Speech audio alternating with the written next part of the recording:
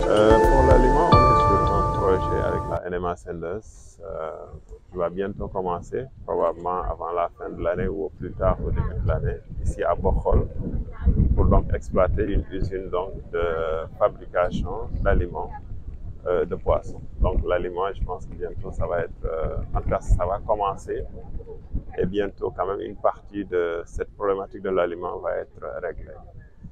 Pour ce qui est des alevins aussi, nous avons également des projets de doter chaque région du Sénégal d'une écloserie dans le cadre d'un projet. Nous sommes en train de travailler avec nos partenaires sur ce projet-là pour que cela puisse aboutir.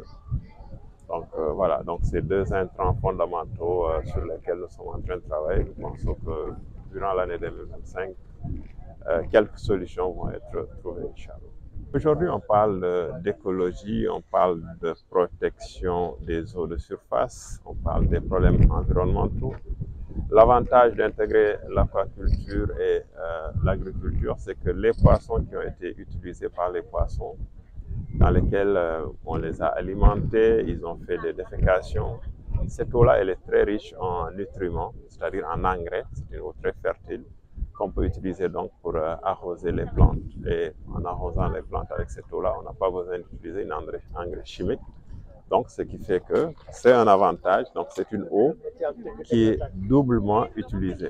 Utilisée pour les poissons et utilisée pour la production également de végétaux. Donc, c'est une double utilisation ce qui est bon donc, pour l'environnement. Au lieu de les rejeter dans la nature, on les utilise pour arroser des plantes. Voilà. Et en même temps, un cycle pour l'aquaculture, c'est 6 mois. Alors si on veut faire du gombo, peut-être qu'on va faire deux récoltes minimalement sur les 6 mois. Donc c'est également une rentabilité financière qui est recherchée. Rien qu'avec ces 16 bassins, en tout cas la dernière fois que j'étais passé, ils n'étaient pas tous exploités, mais on parlait de 28 emplois permanents. 28 emplois permanents, c'est pas petit pour une petite surface comme ça. Donc absolument, l'aquaculture, c'est une solution à la création des emplois au Sénégal, aussi bien pour l'aquaculture continentale comme ici, mais aussi on a des projets de faire de l'aquaculture marine pour un peu endiguer ce phénomène d'immigration clandestine avec en tout cas son lot de drames tous les jours.